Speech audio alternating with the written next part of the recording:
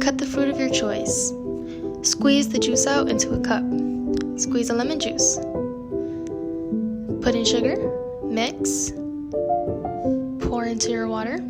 Garnish. Sip and enjoy. Cheers to spa water. You mean agua fresca? Wow, that TikTok was so fun and so harmless. What could possibly be wrong with it? A lot. Let me start with just the name itself, spa water. It's not spa water. Spa water is like a new thing. Like I think that started back in 2020. Spa water is just kind of like, I see on TikTok comments like the gentrified version of agua fresca, and like a lot of people don't know what agua fresca is. It's like, so in Mexican culture, or like in Latin America in general, like we all have like, it's very tropical, right? We know Latin America is very tropical, and with tropical land comes like a lot of fruit, and with a lot of fruit comes making a lot of like recipes with fruit, and spa water is like one of them. So in Mexico especially, just because like that's what I'm most comfortable speaking on because I identify as Mexican and that's just who I am. So in our culture, we have agua fresca, which we pair it up with literally everything, and agua fresca is literally like the staple drink. Like it's the go-to drink. Like you know how like different cultures have like, this is what I drink with everything. This is my drink. In Mexico, it's agua fresca. So you know how you guys saw the TikTok where it's like, oh my god, how do we spa water? Like that sounds so cute. So no one wants to call it like agua fresca. Because like if you really like, if you don't know how to pronounce it correctly, it's kind of like, you sound kind of silly. I guess like that's another reason probably people named it like that. But it's like, why name it spa water type of thing? Yeah. Are there any, does this only happen for spa water / agua fresca, or are there any other foods that this will happen? There's a lot. Well, on TikTok, I've only come across about a few, like handful of them, but obviously like in history there's been a lot. Like this kind of dates back to like colonialism, to like when Spain took over. Like obviously like it always comes back to like a Columbus era. It's always like, what are they called? Colonizing. Colonizing. Yeah. This is literally colonization on new land. Like TikTok is new land. Like people went from, okay, like we colonize all of that. Let's move to another platform. And like I think nowadays that's TikTok. So TikTok is like, it's a very vulnerable land. Like people can name, like say something that's theirs, but if someone else that's more powerful or like has more influence on the app, like says like that's mine, who are they gonna believe? Like the person with like 30 followers, or the person that has like 2,000 like million followers that like looks like, oh, okay, they look like they could be like the author or like the creator of this type of thing. So on TikTok, I've actually seen it like with a few things. Like I don't think I've seen like the, oh my god, I created a flat, I think what they call it? It was a tortilla, and they toasted it, and they're like, oh my god, it's a flat tortilla. And then I was like, that's a tostada. There are already names for these things, and people just like rename it. Yeah. They kind of just like erase anything that's like been associated with it, and kind of just like rebrand it, rename it, make money off it, like money. I think it all kind of just comes down to like money, fame, like monetary. Basically, it's like monetary. I don't say consumption. Because like, okay, so it is kind of tied to that. It's like there's like a whole web that I can like go into. So it's like, yes, the content creator makes money, but they're also kind of like getting all these stores to make money, because like when something goes like famous, obviously stores are like, oh my god, this is like trending, like we have to stock up on it. So like a lot of people start like buying all these things, and the stores start making a lot of money. And then not only when they're making a lot of money, when things are selling out, people that actually like want to buy these things, or like that rely on these things to like make dishes that are like appropriate for their culture, they kind of have like, oh, like there's no more like fruit in the store, there's no more sugar, because like people are making all these like trendy drinks online. So whenever like let's say my family wants to go to the store and make something, it's not there. Yeah. So it always kind of comes down to like, that's where like the harm goes to. Like the families, the cultures and the families are being affected because like they don't get to like buy these things.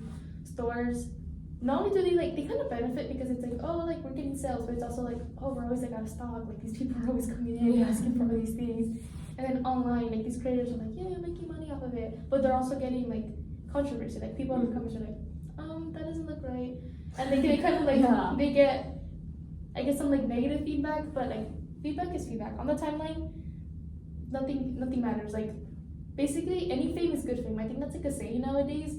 Like people literally do bad things on purpose just so they can get famous, because they know like, okay, yeah, I'll get famous for a bad thing, but people will forget about it. That's like a thing. Like social media literally has like the attention span of like a goldfish. Like, something's like into the loop, and then a day later it's gone. It's something else. Yeah. So, Was there any like consequences to the people who created this like spa water? Like once people pointed it out, like it's not actually called that. Like kind of. So some of them were like, yeah, they did lose a few followers. Like they put out that little fake apology, like, oh my god, I really didn't know. And then people are like, well, you could have educated yourself. Yeah. And they're like, well, I shouldn't have to do all that work. And it's like, whoa. Maybe you should have. Like if you're a content creator, obviously like you kind of have the responsibility of like not only making your content, but making sure your content is like not false. Like make sure it's accurate. So that like your large following, which especially on TikTok, how like you kind of just scroll, and I'm not thinking twice when I'm scrolling. I'm like, oh wow, she be Smallwater. Like wow, she must be the creator of that. I'm never thinking like, wait, what's the real origin? Who did make this? Who? Like I don't want to think that much. Like TikTok is my downtime. I'm watching it before bed in the morning. I'm not gonna be like, let me get to the now. Let me analyze this video. Say like, the music doesn't seem sincere. That looks too aesthetic to look real. Like, no one's gonna question that. So obviously people are like, okay, yeah, move on about our day. So people kind of like don't get consequences because they're like, yeah, no one's gonna care. But people do care. They're like, it's always the minorities that cares, which kind of sucks because like minority, it's the minority. So like the majority is always like overshadowing all these people who kind of like deserve the credit. Who, it's not even that they deserve it. It's like it is their credit. Like it is their thing. So they don't have to like deserve anything, which is kind of like hard because like they have to kind of like fight. They kind of have to like bring up all these things against people when like they shouldn't have to. It kind of just should be like the norm. Yeah. So you talked a lot about how money drives like creators to make these really, colonializing videos, and then that affects, the money and also like the cultural appropriation of people, and then that is really difficult because, people are mindlessly watching these videos and so they're not taught to question creators, even though creators don't have, like, might have ulterior motives.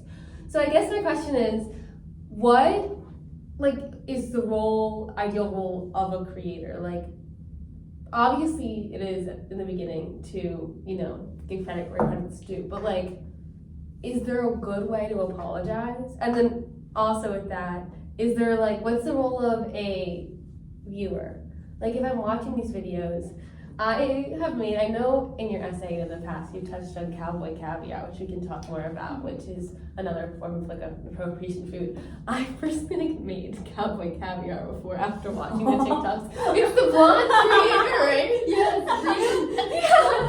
She was always showing up on my For You page, and so I made it like last summer. I like went to Trader Joe's and I bought mangoes to put in it. It was the whole thing. Anyway, I had no idea because I didn't like know to like look for her apology video. So I just assumed it was called cowboy caviar until I read your essay. So how should a creator correctly apologize? And then also like how should like us mindless Joe consumers who are being so deeply affected by this like know to stop and question and like know that this is appropriation? Is there a solution? I feel like for the apology part, with Bria, I remember she put out, I think on Instagram, she put out like a little statement, the typical, I'm so sorry for the communities I've hurt, like, I didn't mean it that way, like, I truly did not know. And then in her video, she kind of explains more. She's like, I was just trying to recreate a recipe from Trader Joe's, which honestly, like, it really wasn't her fault because she was like, oh yeah, I see this at Trader Joe's all the time, like, I'm just gonna remake this. Yeah. But the thing is, Trader Joe's steals like all these recipes from all these coaches. It kind of doesn't like, so it's this bigger problem. It wasn't really her, but it was her because like she kind of contributed to Trader Joe's, and like Trader Joe's like it's a grocery store chain. Like who's gonna own Trader Joe's? Kind of like who is Trader Joe's? Like there is no Trader Joe's. It is like a store. So there's no trader named Joe, really? Maybe. I don't think he made Cowboy Caviar. So like I guess there is no kind of right way to apologize besides like acknowledging that you're wrong.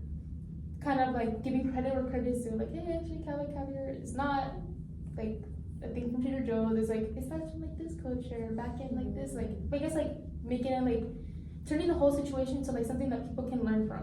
Mhm. So like as a viewer, I feel like we should be kind of like a little bit more cautious when we're scrolling online, because I feel like I'm a little too incautious. Like I see something, I'm like, that's true. Like I remember seeing like those posts like, oh, school is canceled tomorrow. Oh, I guess school is canceled. Like, never reading into like, oh wait, that was a joke. Like, oh, people are playing with me.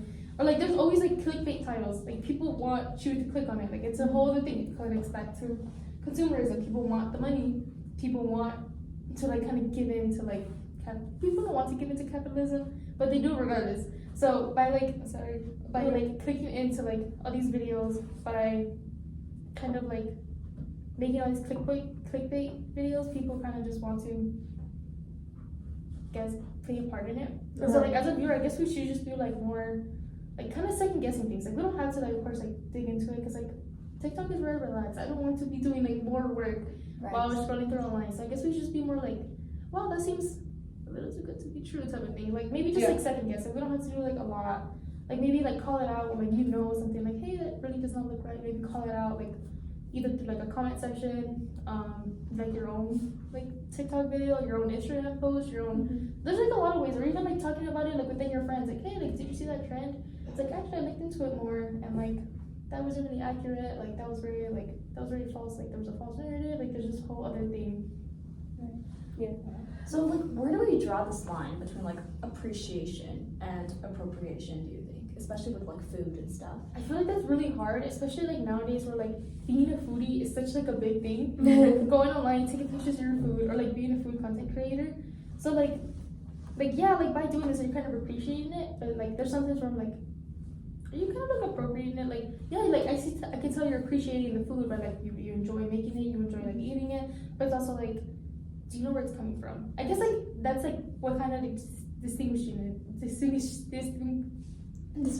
it from like appropriation and appreciation, like the actual acknowledgement of its origin, or like acknowledging it and like, or like knowing it and like not acknowledging it. That's like really like appropriation, because obviously like you know what you're doing is wrong, and like you don't do something about it. That's when it's like, okay, that's for real appropriation. But like there's always like that little blurred space where it's like, yeah, but no. So I guess like the line, there is no line. It is blurred. It's so blurred, especially like nowadays where everything's so gray. Nothing's ever black and white. So like, Yeah.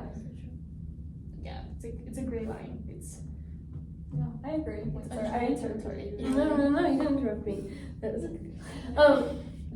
Do you think with that whole appropriation thing, does every food like belong to a culture? Like should every TikTok be cited? Because everything we do is so impacted by other people, and there's no way for the viewers to know this when they, mindlessly consume it and then act upon that. And it is affecting people's cultures and values and ethics. Like I remember, do you guys remember there was this scandal a while ago where like the Renegade blew up, which was like a dance on TikTok, and Charli D'Amelio, who's like a very famous TikToker, is one of the people that went famous for the Renegade, and it's part of what made her famous, but also made the Renegade famous, which is a hilarious dance. But it was originally made by like a black girl, and she never got any, Oh yeah, I remember this. I remember this. She never got any credit for it, even though Charli D'Amelio got millions of followers and money and was doing with every celebrity ever. And so in the end, Charli D'Amelio did a TikTok with her and gave her credit. But every single dance, you see like dance creds in videos, or like in like the captions of videos, or idea creds, TikTok creds. Even one of my friends, he made a TikTok that was, which was like part of the fact is that he's like a black gay man, and he made a TikTok that was him like making a parody of a song and saying that he was an island gal because he was from New York. And then Coca Rocha, who's like a really famous white model, did it. Like said like island gal and did the same dance he did and made millions of followers, like got millions of views. So I guess every joke you make and every video you make has the capacity to be somewhat stolen. And honestly, probably a lot of what we do is impacted by other people, just like we've talked about in my thing, where like clothing is impacted by the clothing you see in other people. So I guess what is the point when you stop crediting? Should every single thing like have a credit, or just when it's like more directly and obvious, like it was someone's specific idea? You know what I mean? I guess like with that, it's kind of like it is really up to like the creator, but in that case, like what kind of defines that type of thing? Like if you know something like this is mainstream, like you can easily do like one quick Google search and like you'll get all the information. Like in that case, like take that little like Google search and like credit them. But obviously, like if you kind of have to like date back to like old history, like where this like specific food came from, like that's kind of like I guess that's like kind of like where you don't have to put in that much effort, because at the end of the day, like TikTok, it's just social media, like it'll come and go. But it's also like some of the effects are lasting, but I don't think people will remember like, oh, I remember like agua fresca, like it's made with fruit because like fruit became from tropical areas, and tropical areas like that's like that's like way more work than it should be. So I guess like yeah, like if it's mainstream, you know, like it's very easy to credit, and like yeah, credit, like why not? Like what's the harm in crediting? Like there's more harm in you not crediting than you crediting. So I guess that's kind of like how you should like. You don't have to credit everything, obviously, because like when you do make food videos, like yeah, you have to like credit the dish, but like you have to credit like where you got your food too. Like you need to credit like where you got the vegetable, like what store, what knife you got it from. Like that's like a whole other thing. So I guess it's more like what you need to know type of thing. Yeah.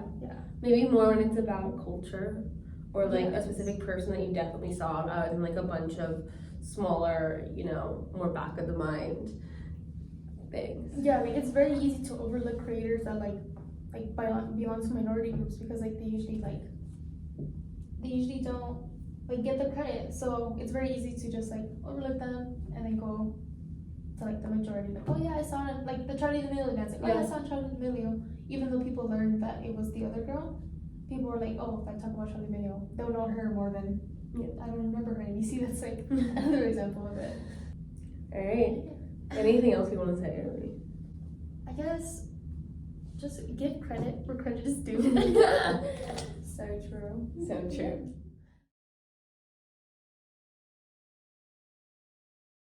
Cut the fruit of your choice.